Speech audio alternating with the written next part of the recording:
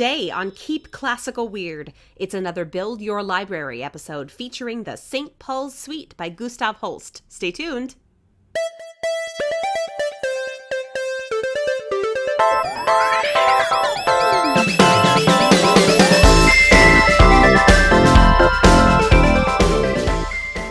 Welcome, friends, to episode 48 of Keep Classical Weird. I am your host, Casey Bozell, and today we're discussing a work by the composer and educator Gustav Holst. Holst was an English composer and lived from 1874 to 1934. Now, I wouldn't exactly call him a one-hit wonder, but he is the most well-known for his suite, The Planets, where he wrote a symphonic movement dedicated to each of the 8 planets in the solar system. The most recognizable of the 8 might be Mars, and it's really for its exciting conclusion.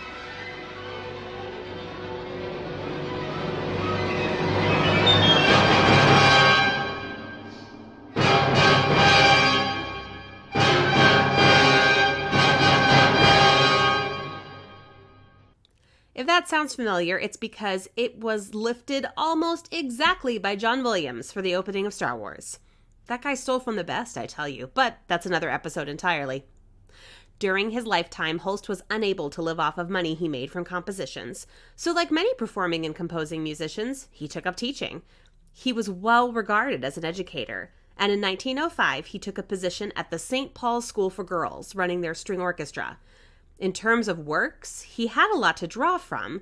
Mozart had written several string divertimentos by this time, and Tchaikovsky had a wonderful string serenade, but many parts of these proved way too challenging for the level of players in a school. The other option was to arrange and form quartets and quintets from existing works like hymns and madrigals, but many of these were way too easy.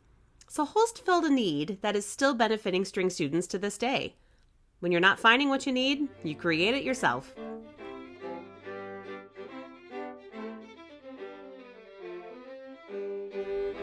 The St. Paul's Suite is 4 movements long, each one covertly sneaking in a form of essential musical skill. The first, his jig, switches meters quite often. Now here's a quick theory lesson to explain this. He starts in 6/8 time. That technically means 6/8 notes in every measure, but they go by so quickly that we instead count it out in 2. This is what's called a compound meter. 1, 2, 1, 2, 1, 2, 1, 2, 1, 2. He then switches to a 9/8 time signature, and since the actual speed of the music doesn't change, we count this in 3. 1, 2, 3, 1, 2, 3, 1, 2, 3. It bounces around like this and stays at more or less the same tempo until a really fun acceleration at the end.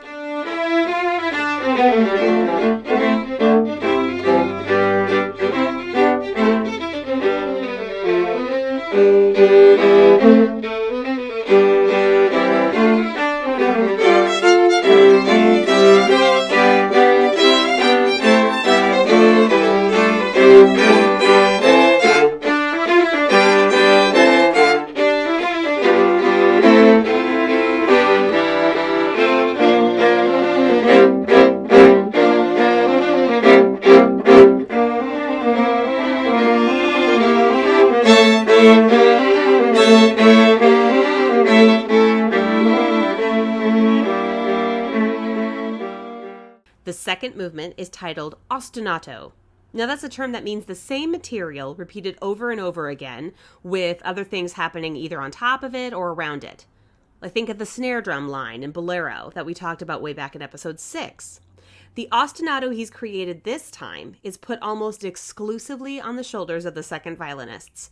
It starts out with a statement of this ostinato and continues all the way through.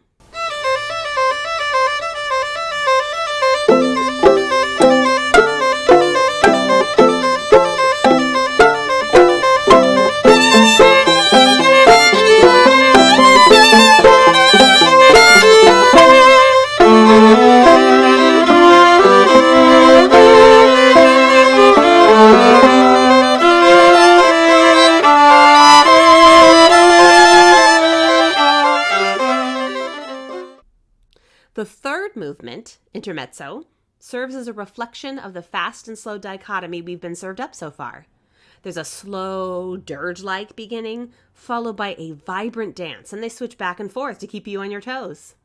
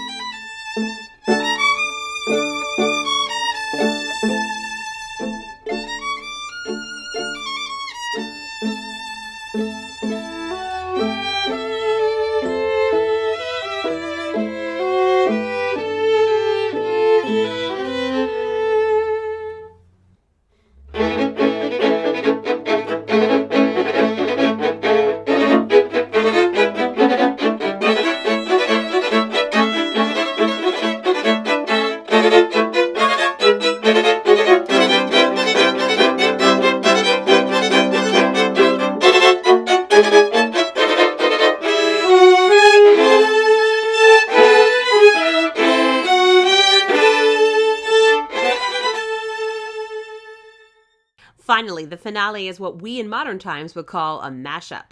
You hear the main theme at the beginning.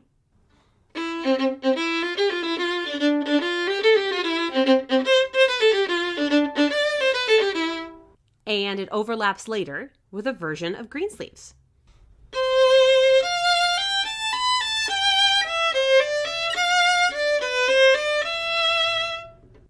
Now, since we've talked about meter already, let's discuss this particular mashup. The jig is in 6/8 time, like the first movement, and Greensleeves is in 3/4 time. That's 3 quarter notes per measure. Mathematically, 3 quarter notes take up the same amount of time as 6/8 notes, but they're counted with a completely different pulse.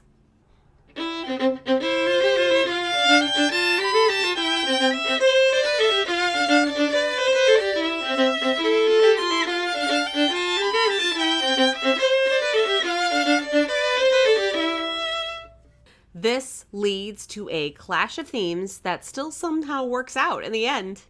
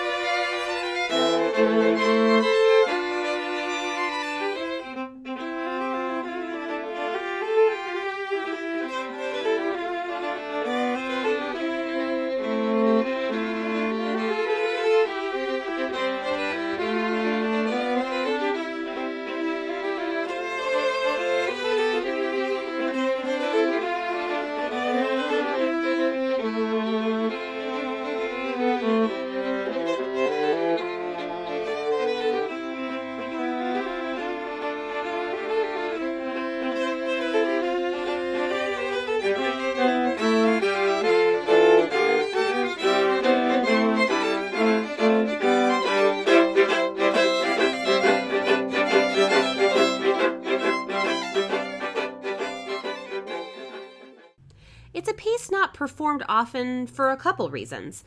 A piece just for string orchestra isn't often performed in major symphonies, as it leaves out the brass and woodwinds. Although in the age of massed performances, we may see more of this. Also, when one thinks of Holst, one still thinks of the planets. But now this is your opportunity to see another side of Gustav. And that's our show for today. Our theme music is composed by not dead composer Thomas Barber. Check out his stuff at thomasbarber.com. Web development support is provided by Tina at citybeautifuldesign.com. Keep Classical Weird is created and edited by me, Casey Bozell. Find us on Facebook and Instagram and shoot me an email at keepclassicalweird@gmail.com. Thanks so much for listening, everyone. Stay safe and stay weird.